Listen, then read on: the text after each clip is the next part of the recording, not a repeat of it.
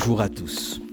Oh, Jaja. Aujourd'hui, on va parler de Aya Nakamura, critiqué par certains, adulé par d'autres, mais il y a une chose qui met tout le monde d'accord.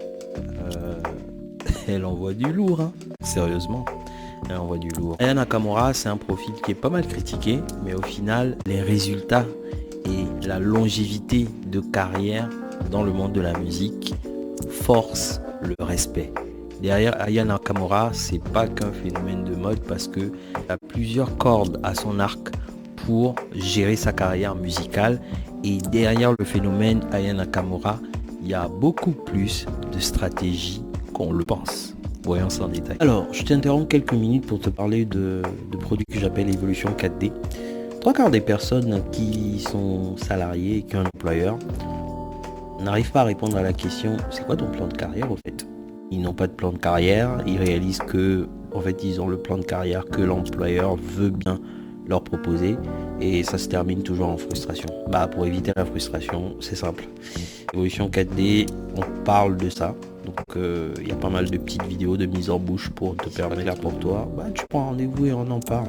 On en parle simplement. Bon visionnage. Alors, ce qui est frappant dans la carrière d'Aya Nakamura, c'est son identité, sa façon de parler, sa façon d'articuler, sa façon de se tenir. En fait, elle a tout compris dans la gestion de l'image. Pourquoi? Parce qu'elle a construit une image qu'elle ne feigne pas, qu'elle ne joue pas. Elle a construit une image qui n'est pas très loin de sa vraie image dans la vie courante. C'est vrai qu'elle n'est pas totalement comme on la voit à la télé dans sa vie courante.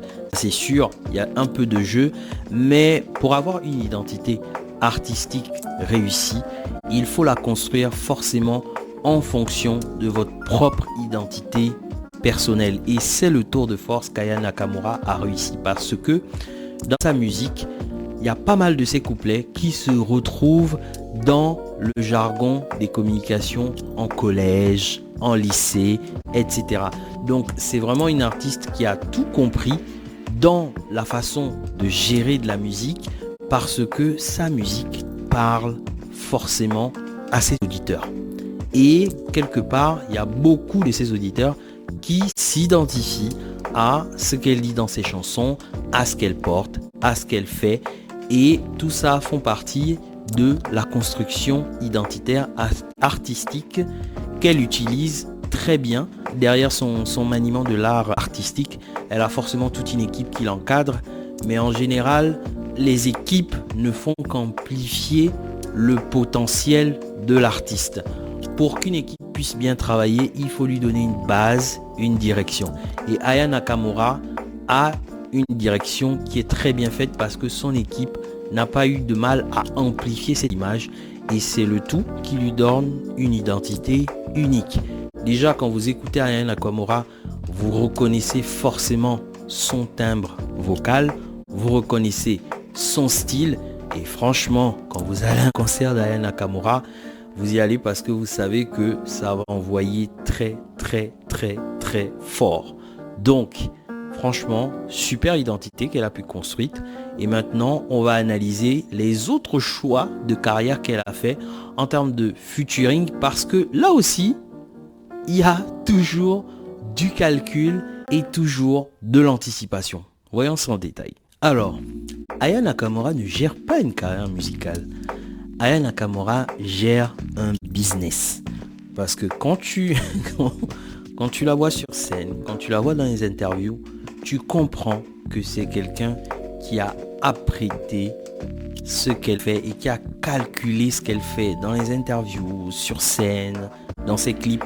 Tu sens quelque part qu'il y a quelque chose qui forcément a été préparé.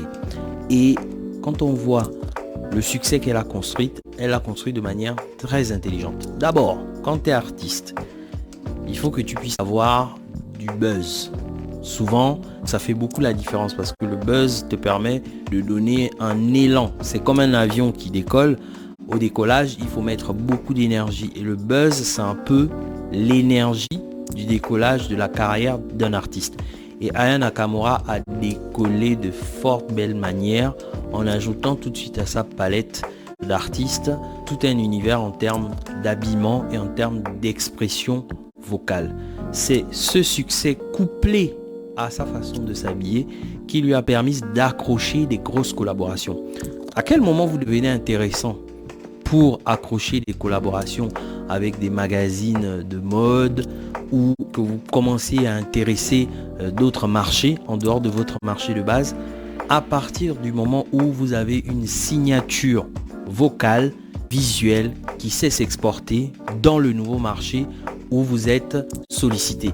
Donc, à la fois, elle va intéresser des personnes, elle va intéresser des magazines, mais des magazines qui sont internationaux. Ils savent que à un moment donné, si on fait passer ces personnes dans nos médias, on sait qu'on a la possibilité d'engranger beaucoup plus de revenus en termes de vente de contenu, que ce soit des contenus dans les magazines ou des contenus via des vidéos sur les réseaux sociaux, etc.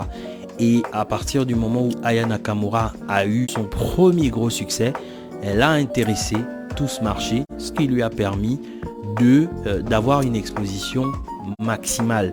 Et quand vous êtes une artiste qui est présentée dans une cérémonie comme les Jeux Olympiques, ça veut dire qu'à un moment donné, on sait ce que vous valez sur le marché de l'attention.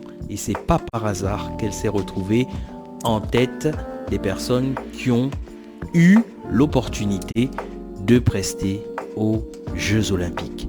C'est une masterclass. Elle continue à gérer sa carrière de main de maître et c'est génial de la voir continuer à gravir les paliers parce que c'est pas terminé. Elle continue à gérer sa carrière avec brio. J'apprécie le profil de femme d'affaires qu'elle a parce qu'elle gère sa carrière musicale comme une vraie femme d'affaires. Elle n'est pas qu'artiste et ça, c'est génial à voir. Aya Nakamura a fait ce que tout le monde a envie de faire et elle l'a fait en mettant de côté toutes les critiques qu'on peut porter à son encontre. Elle trace sa route, elle fait ce qu'elle a à faire. Quoi de mieux comme source d'inspiration? Donc faisons ce qu'on a à faire, tout comme elle nous inspire de faire en fait. Donc franchement, à l'écouter, à la suivre, c'est intéressant. C'est intéressant sur la carrière artistique, c'est intéressant sur la carrière en tant que femme d'affaires et on se régale, tout simplement. Je m'arrête là.